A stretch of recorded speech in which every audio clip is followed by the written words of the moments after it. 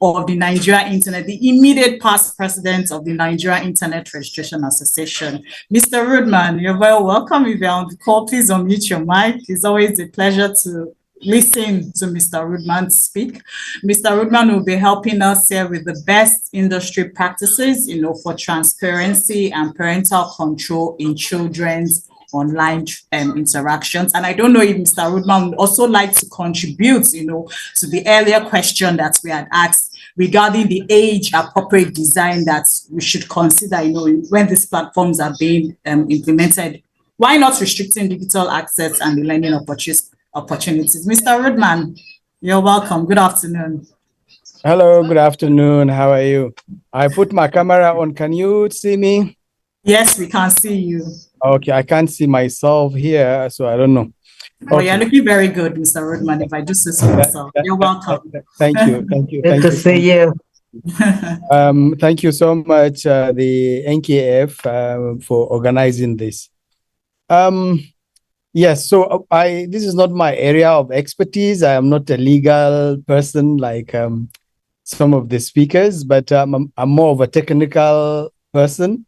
And you see, to be honest with you, is why are we discussing this? We are discussing regulation, right? In terms of Nigeria, you mentioned that the regulations needs to be clearer, needs to come up in local languages for people to understand. Yes, that is correct. But even if you have, I think we have good regulations in Nigeria based on the earlier speaker that from NDPC. The truth of the matter is towards implementing those policies. The reality is, who are the people responsible? While we are doing this webinar, I try to see if there is a hotline in case there is a child online abuse. How do I report it? I checked the NCC website. There is no particular hot number I can reach out to. I checked for MTN and some others. I couldn't really pinpoint quickly. It's possible it's somewhere hidden, but I really couldn't find anywhere to report such incidences. The only place I saw a number is it checheyara.org, where they have 0800 again 8001. And I dialed that number. I couldn't reach. There is another portal that you can now submit online through another organization. But what I'm trying to say is that even though we have these rules, how do you really report it fast so that security agencies, legal organizations, government can take responsibility? There is nowhere to really report that fast. And we need to have this, I don't know if anybody that is here within the participants to let us know if there are such portals where you can immediately report such incidences. There is a panic where there is cyberbullying, maybe pictures or nude pictures of a teenager being circulated online. You need someone to really act fast. How do you report that? I went to NCC's website. I know they have this Child Online Protection Initiative where they have content in different languages, in Igbo, in Yoruba, and all that. So I think, we also need to focus in terms of implementing these rules. And the challenge is that towards implementation, the major challenge usually are funds. If you look at the cybercrime unit of the police department or EFCC, sometimes they are underfunded. Two, they lack the technical skills, the capacity to resolve and those issues. I have had series of engagement because of my vantage point to engage with some of those people at a higher level. I realize they don't have the technical capacity and skill. So we might be talking about rules, laws, and all that, but if there is no easy mechanism of getting access to those laws, then it becomes really complex. If you cheat me in Nigeria, to be honest with you, I will not go to court. I will just, forgive you and move on, because I know the bureaucratic processes that I will go through towards that. So I think we need to simplify that. And another thing is that, in all these things, some people are making money out of this. because they are making money, they are criminals, they are always ahead of the law. So to me personally, I think the responsibility is shouldered on the parents and the teachers. The initial speaker mentioned that she gave her 2-year-old child, she's a working mother. Sometimes it happens. What can you really do? So, but the reality is, like, you want to cross the road, they said, with your eyes closed, and just cross and say, okay, let's see, maybe nothing can happen. In reality, we need to find ways to protect our children. And there are different tools out there, especially, you see, there is technological aspect. The technological aspect depends on two things. One, you have the access networks, the internet service providers, the telecommunication companies that have responsibility towards protecting children online. Those access networks, they have to implement filtering, blocking bad content and all that. Some of them have special services outside Nigeria. In Nigeria, for example, we have Airtel that have an app where you can activate, that child protection and all that. So parents need to know that and ensure that as long as the internet service providers that are offering them services at home, they should engage with them. Possibly there are apps and services that they can render towards protecting their family. The second thing is on the application side, because the children go to applications, they go to websites, usually YouTube. In YouTube, you can create a profile for YouTube for children, right? And where it's they're only for children. Even at that, that because outside Nigeria, some of the content that we feel is not appropriate for us, gay content and all others, is available online for children out there. You can go and restrict the kind of videos these children can watch. You can even narrow it down to the channels and all that. So I think it's important for parents to do their homework. So their homework is to reach out to their service providers and to reach out, to find all the necessary things they need to do in terms of the applications online to protect their children. Part of it, for example, all the operating systems for Apple, there is a way you can use it to protect your children. If it's Android, Google has such settings where you can link up your account with children's account to protect your children. So in all these things, I think it's the responsibility of the parents. Of course, the Nigerian government, as I mentioned earlier, it's a multidimensional problem where you have government that they really need to act and ensure that they have the right regulation and policies, and to also ensure that those policies are implemented. You also have the technology companies, the ISPs, the content service providers to ensure that the rights of children are protected. You also need to have the awareness. All the regulators, the telcos must approach awareness and see how they can sensitize parents and guide parents. I would like to see in Nigeria where there is a particular website. If I go there, there is a content in different languages on how to protect your children's online information, on how to guide parents. I don't think there is such information, and I think we should have a dedicated portal where if you reach that portal, and that portal should be government owned, and that portal should be net zero. When I said on net zero is they should talk to MTN, Airtel, and all the rest. Even if you don't have data, you should be able to browse that website.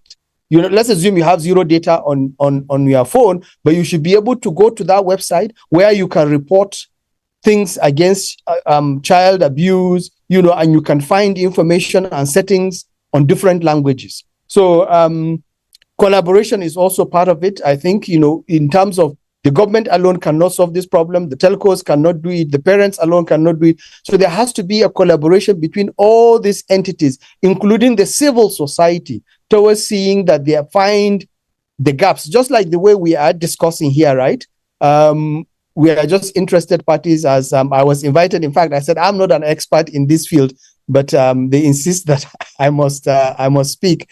I have children. I try to see how I can protect them. It's just based on experience.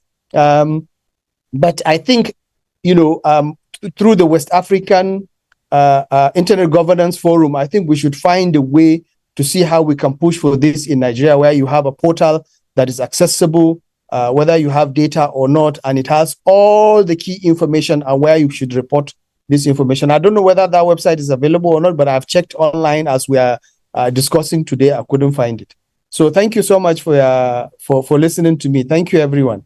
Thank you so much, Mr. Rudman. But before I let you go, Mr. Rudman, and like you said, I know you said you're not a lawyer, but we invited you here because we also understand that protecting children online is not only about policies. It's also about there's a technical side to it because they're accessing the internet, and accessing the internet comes with a lot of technical things there. So I just want to ask that your own opinion, do you think there are other commitments? Do you think there are other things, that the tech companies need to actually do to ensure that we have a safe digital environment for our children? What do you think? What are those commitments? What are the things that come, top of your mind? That is okay. What? We understand that the government is responsible. We have laws, big implementation, but what can we in the tech sector? What can we do to also ensure that we play our role? Like you said, collaboration. What can we do to ensure that the environment is safe? You are right. So one is to ensure that there is network filtering, right? As we speak right now, there are countries in the world that have international firewalls.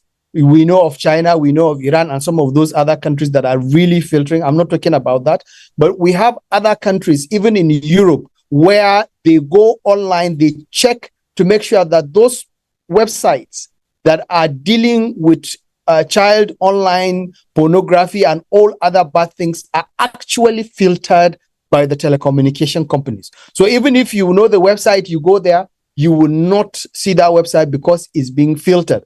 And they can also use AI technology to filter those content. Some of them, they liaise with Internet Watch Foundation. There is a list there of database where bad websites are there. Some of them also partner with InHope and the rest to get the bad database of bad content, and they filter it. So I think that's the responsibility of telecommunication companies and internet service providers in Nigeria to ensure that.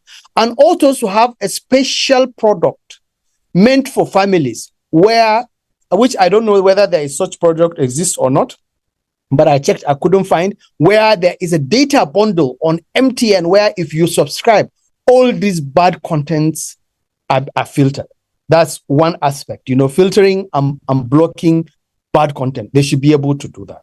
And using those tools, they should be able to say, okay, there are parental control tools in those settings where parents can decide the level of protection of their children, whether it is for the parents or for the children. There is a way they can control it.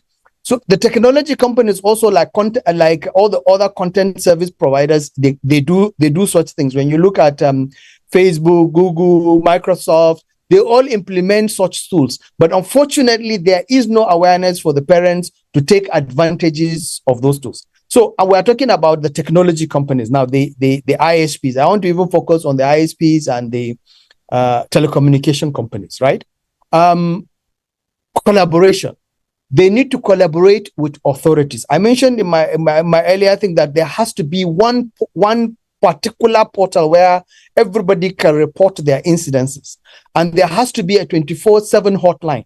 In all the operators, all network operators, especially the mobile network operators that carry 99% of internet traffic in Nigeria, the MTN, Airtel, Glo, 9 Mobile should have a 24/7 hotline where people can reach out to them.